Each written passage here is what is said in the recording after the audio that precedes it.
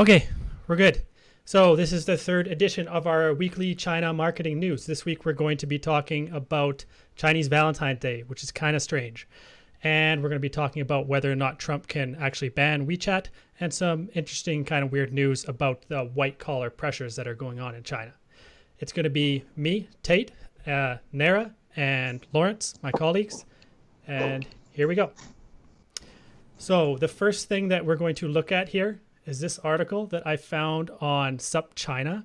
It's about Trump's WeChat ban, and it's asking whether or not this ban could actually take place.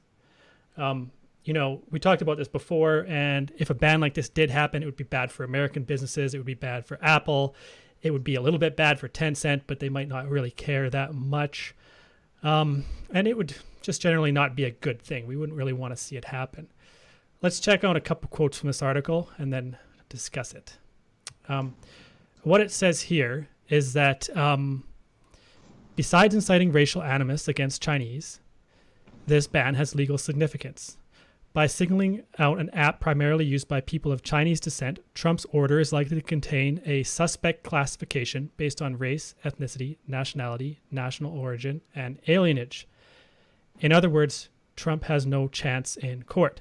Now, the article goes into it in more detail, and I'm not a legal expert.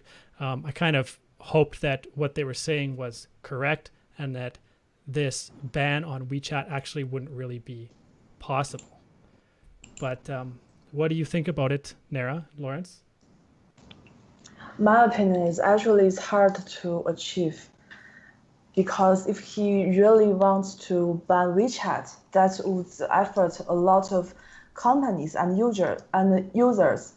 This week I did a research on the internet. I found some interesting news. The first one came from the president of America Chamber of Commerce in Shanghai.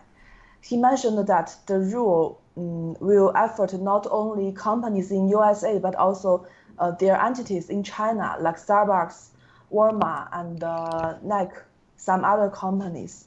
Also, Walmart mentions that 30% payment came from WeChat Pay last year. I think that's a huge number.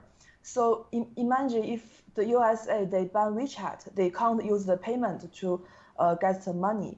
So users will try other payment, or maybe if sometimes if they, I saw something about this too. I saw a rumor somewhere. I can't remember where I saw it, but they were saying that if this ban goes through, it actually wouldn't affect American business entities, or of course, maybe it wouldn't affect them in China. Either it wouldn't affect their Chinese subsidiaries, or it just wouldn't be in effect for them while they're doing business in China. I don't know what that means. But yeah, I could see what you mean. If Starbucks or other American consumer businesses couldn't accept WeChat Pay, that would be pretty tough for them.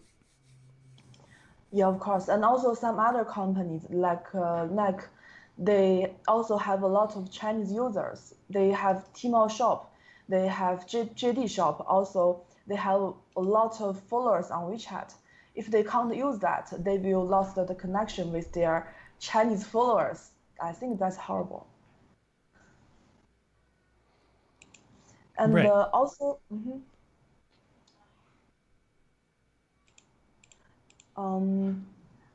I also saw data from a company, a research company. It shows that the USA daily active users is 19 million.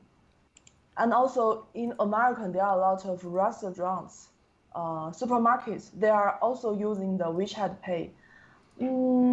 If they can't use that payment, if in the future Chinese travelers they visit America, they want to buy some stuff, it will be very hard for them because they must use like PayPal or some other ways to do the payment. So I still think it's really hard to achieve because it's really effort too broad. Not only for big companies, also smaller companies, also some general users like us. Sure. Yeah. It'll be terrible for people if that ban goes through. Yeah. One other thing that I did hear is that the ban could be related to transactions on WeChat. And when I originally saw that, I thought it meant financial transactions, but I think what it might mean is just any kind of transaction in general, which could be just maybe sending a text message or making a post or anything, any kind of action taken on the platform, which would also be really bad. I guess we don't have a whole lot of information on what's going to happen, how this is going to turn out. So we're just going to be following this closely. But I do find some hope in this article.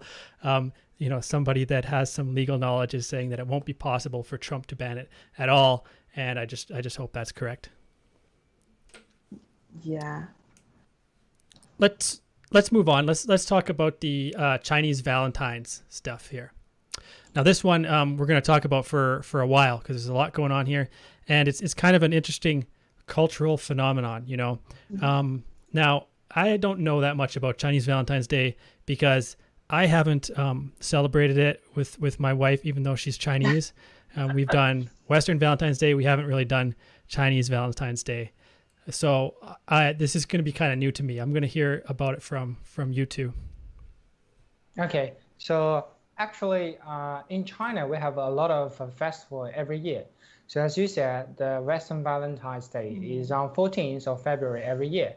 But for Chinese Valentine's Day, it is not a certain date because for Chinese Valentine's Day, we go through them by the Lunar New Year. So every year, it is not a certain date. Sometimes on August and sometimes on beginning of the September.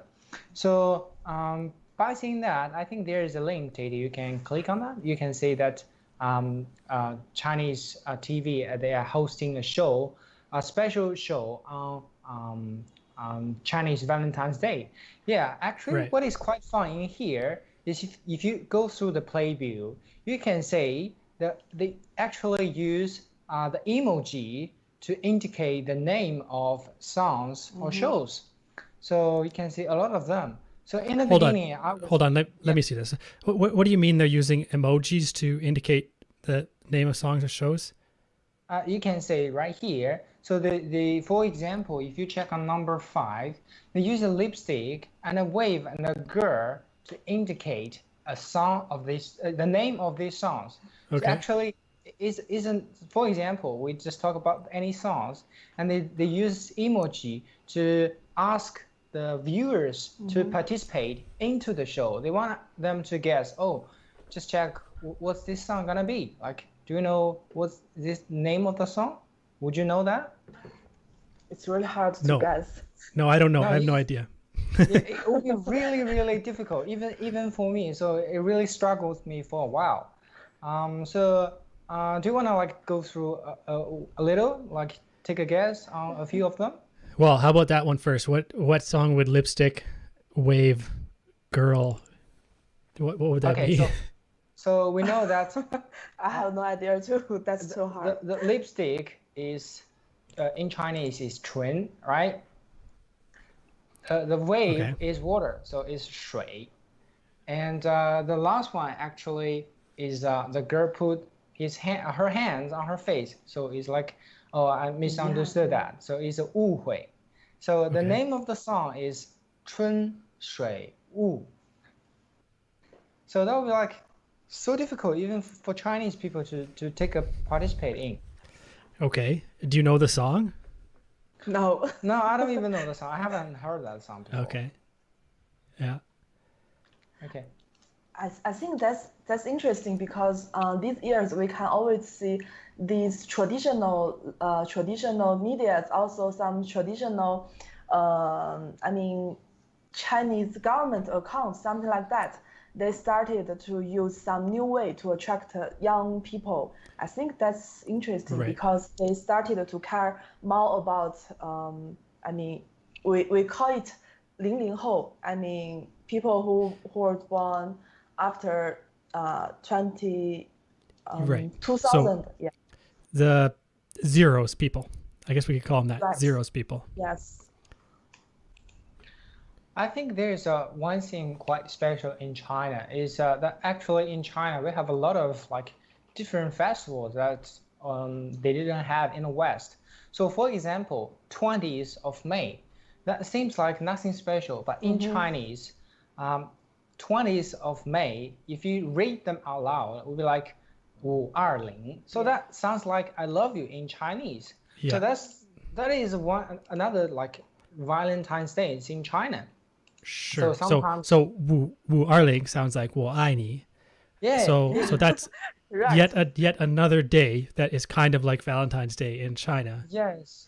Okay. On that day, you can see a lot of research on like Tmall or Jingdong, like the girlfriend or boyfriend buying gift to each one.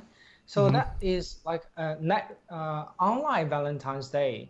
So I think they go back to probably 2010 when the internet really get into Chinese people. So Okay. So Lawrence, before we get to like talking about actual marketing things, what's the takeaway here? Are you saying that that men in China, if they have a girlfriend or they have a girl they want to impress, that they got to be ready to impress her or buy something for her on 3 different days in China that are kind of like Valentine's Day? yes, I think 3 is not enough. We have a lot of festivals. Some festival even has been created by Chinese people, like Okay. 314其实也是。 yes, like 14th of March, like that indicate love from each other. So actually, we have quite a few like Valentine's Days in China, not the traditional one and a Western one. We even create a few like 20th of May, which I mentioned before, and as Nara just said, 14th of March is another Valentine's Day.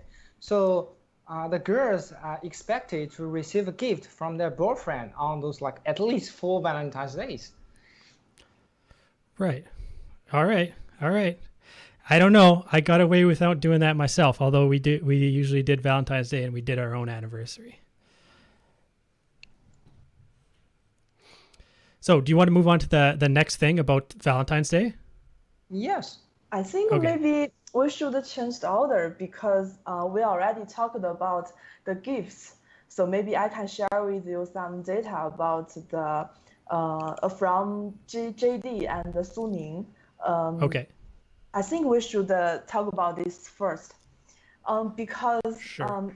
that's also interesting trends. I think these holidays, these festivals, they are not okay. Girls will be crazy about these festivals, but those shop owners, they will also be crazy too, because it's a good time to sell a lot of products.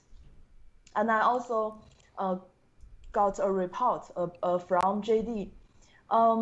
They said that 1 week before the Qixi, Qixi is the Chinese Valentine's Day. Before that day, the number of search for gift, chocolate, for boyfriend, for girlfriend, these keywords on that platform increased by 280% compared to last Qixi Day. And also from Suning report, the number of search for girlfriend, this keyword on that platform is 7 times compared with the for boyfriend. I think that's a trend that you can see a lot of boys, they didn't prepare the gift early, so they just try to find something to buy 1 week before the day. Also, boys, they usually they must buy gifts for their girlfriends, but on the opposite, the girls, they don't buy a lot of gifts for their boyfriends. Sure. Or maybe, I don't know, that kind of search, it makes me think that they don't know what to buy, right? They're looking for ideas rather than looking for something specific to buy. Yeah, and I can see that you are searching for some gifts, and I want to say these gifts are horrible if you buy them to your wife or your girlfriend, because some of them are strange to Chinese girls. Usually, Well, which ones are horrible? um, for example, that one. 1314玫瑰花礼盒. Can you see that the right 1314? That's one. The flower with 1314. Yeah, that's one. On the right hand side. On the right of the unicorn. Yeah. Okay. Yeah, this one. I don't know what other girls will think about it, but for me, I don't know how to use it. It's nothing for me. I like lipsticks better. Every girl likes lipsticks. I don't know if every girl does, but I mean, as a guy, I think it's confusing as what kind of gifts to buy sometimes. And it's not like my wife and I are really into gifts that much, but I don't usually know what to buy because she is a pro at shopping. She's a pro at shopping on platforms like this in China, but she's also a pro at shopping in Canada and online and anywhere. So she knows exactly what she wants, and I can never find a better thing. So sometimes what I do is I try to buy her something that I know about that she doesn't, something that she hasn't experienced before, something maybe technology related sometimes, because I know that stuff better, right? Yeah, I think maybe you are lucky because in China, girls usually want their boyfriends to guess what do they want. If they buy the wrong gifts, they will be angry about that. Yeah, that's a trap. Yeah. Yeah. Okay. So do you want to talk about that frog now? Yeah, of course. All right. So, Lawrence brought this up. This is some kind of a weird frog, some kind of a meme going on here. Why don't you tell us what it is? Okay, so before these Chinese Valentine's Days, actually, this trend is really going on internet. So actually, you can see this frog and this cuckoo. So the frog actually have a lot of words on the image. It says "gugua gugua." It's really like the sound of the frog.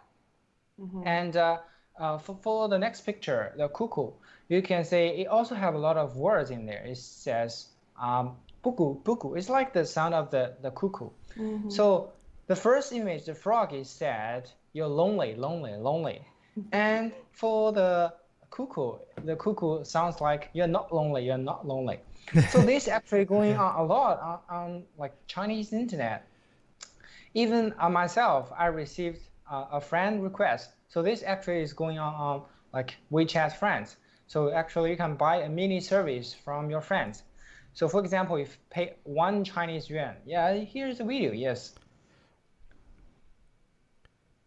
You can keep going, Lawrence.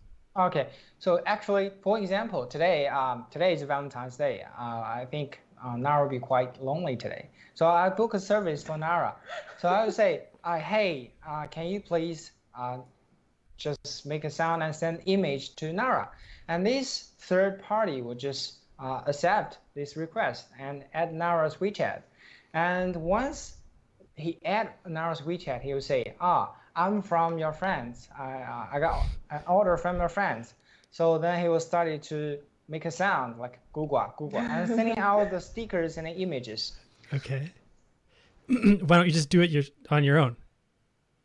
That would be boring because you don't want people to think that actually you are sending out these stuffs. So if you find someone who are in third party, it would be quite fun. Yeah, that's really interesting. So actually, for the video you're sharing now is what happened in our company. So this is actually, our group chat that I don't usually pay attention to yet. Valentine's Day, on that day, we actually received a request from I don't know who ordered that because we have quite a few bachelors in our group chat. Oh. Actually, we ordered that for our team members. We ordered 1 frog and 1 cuckoo, so they came together to our group and they talked to each other. That's interesting. Yeah. Oh, okay. So this is a new thing this year, or have these been around before? This year, that's totally new. Yeah, I think this is a totally new. I haven't seen that before.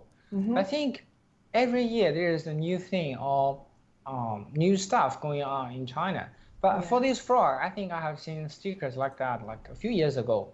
It's not very popular anymore, but it just came back again. So yeah, I looked it up briefly because I thought that I had recognized this frog before, and it seems like it had a totally other meaning on the internet outside of China, maybe Western countries or wherever, something to do with expressing a negative opinion.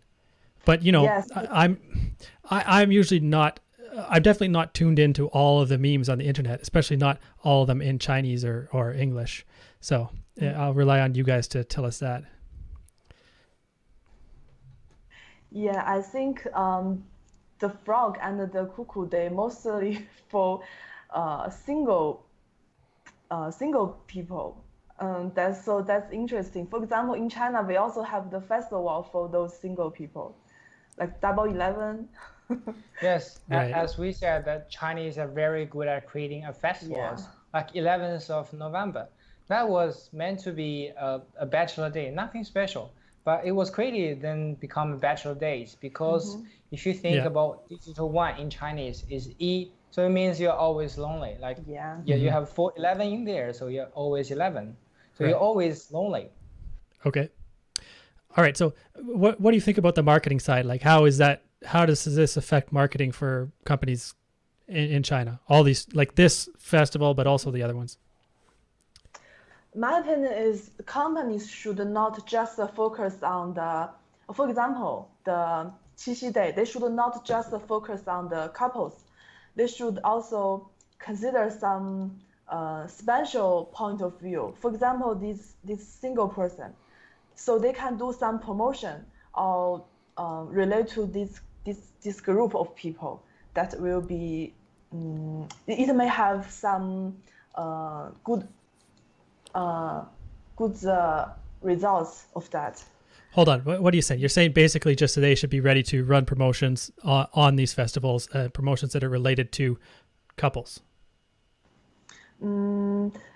Actually, my opinion is usually in our mind, if we want to do the promotion, we usually focus on the target people. I mean, Valentine's Day we will focus on couples, and if Mother's Day we will focus on mothers. But actually, sometimes when we do the promotion, we should try to consider another way. For example, if you want to do promotion on Mother's Day, maybe you can also consider those fathers. Maybe you say people are caring about mothers, but actually we have some fathers who are still like they try hard to make money. They try to do their best to take care of the baby. So that way, maybe you will be special. You will be outstanding of those promotion companies. Okay, but we're talking about this Chinese Valentine's Day though. So you're saying there's other groups of people to target besides the boyfriends and girlfriends? I'm not sure if I understand the question correct. Well, you were giving an example about like on Mother's Day, you might not target the mothers, but you might target the fathers who would buy gifts for the mothers, right? Yeah. But we're talking about Chinese Valentine's Day here. So like the obvious people to target would be the girlfriends and the boyfriends. Are you saying that there's other groups to target too? Actually, just those. Yeah. Those bachelors. Yes. Oh, bachelors too. You think bachelors too? Yeah.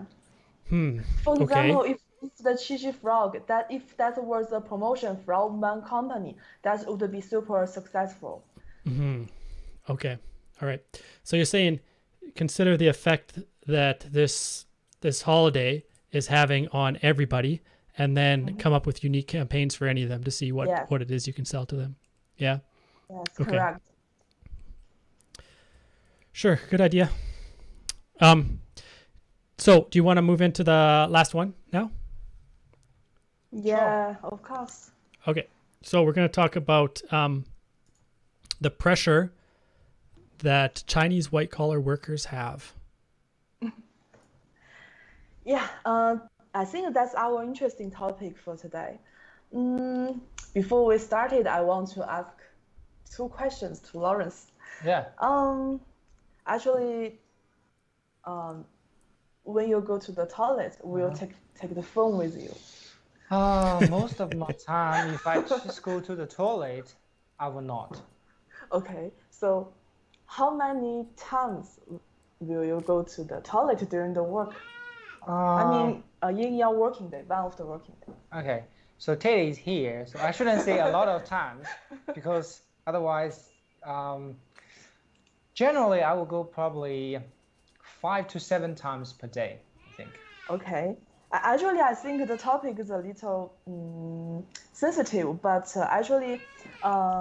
this topic can also it also provides a special point of view to see that Chinese people are under big pressure.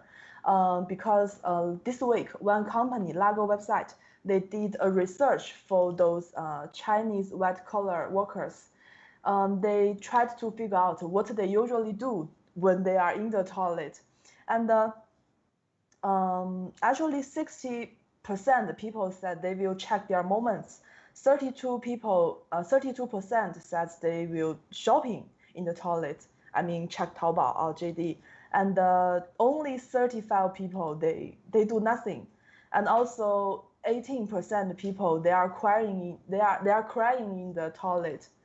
And but also there are 51% people, they are working in the toilet. I just want to say, actually, currently in China, for those white-collar workers, they are all under big pressure.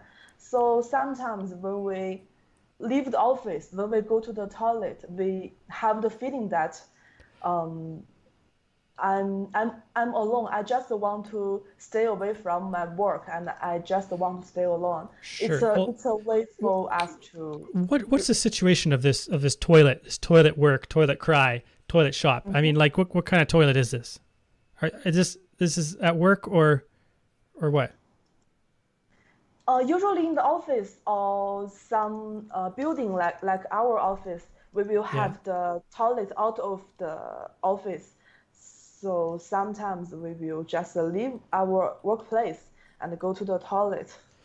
Yeah, sure. So in the office that we're at there now in Nanjing, like the boys bathroom is not very nice. But if I go in there usually be a guy or two guys in there like smoking a cigarette or something. And I think it takes a while to smoke a cigarette, and that's not a very nice place to be for very long. Like it would be a lot better to just go into the stairwell or go outside or something. So I'm really curious. Like our listeners might not know, but a lot of the bathrooms in China are not as nice as the bathrooms in Canada or USA or somewhere, right? It's not that nice to hang out. They can be dirty. They can be stinky. They can have the smoke smell too because people there's smoking. So it's I don't know. It just doesn't seem like a very nice place to hang out. I'm kind of surprised that they would hang out there so long and do so much stuff in there. Yeah, even they are dirty, but it's still a place that you can just stay alone. You can leave your office, your team members,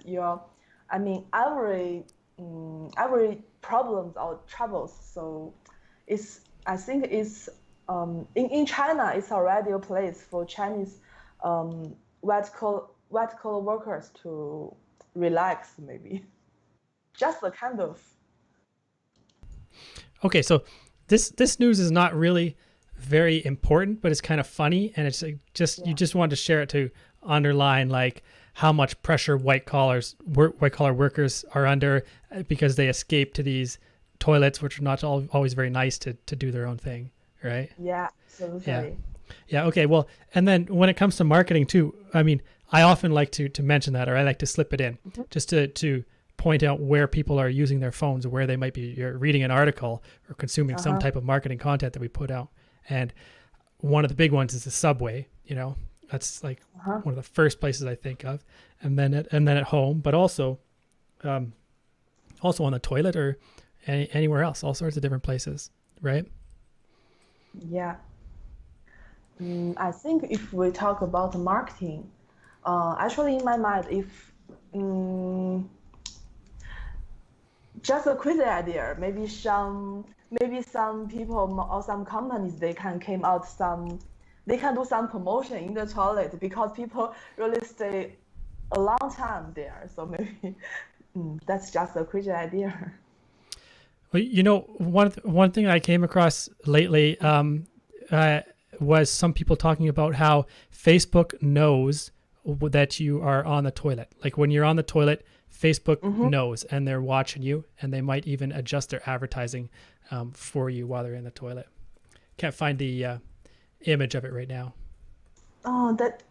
Like How did they know that? how did they do that? Like, how did they know you're on toilet or Yeah. you're just sitting on a chair? Well, that's just one of those weird things that came into my mind as we're talking. I might have to look it up and check it out, and bring it up another time here. We should see if companies in China also adapt any of their advertising for toilets. Oh, that's crazy. Yeah. Like how did an app like know that you're actually sitting on toilet? Like based on your location? But you're at home. Like, Yes, based on your movement and the movement of the phone, and where you are. Are you at home or where are you? I think that they can check a couple different factors and know. Yeah, that's my guess. We're off topic here. As is just my guess. We have not researched this, but we should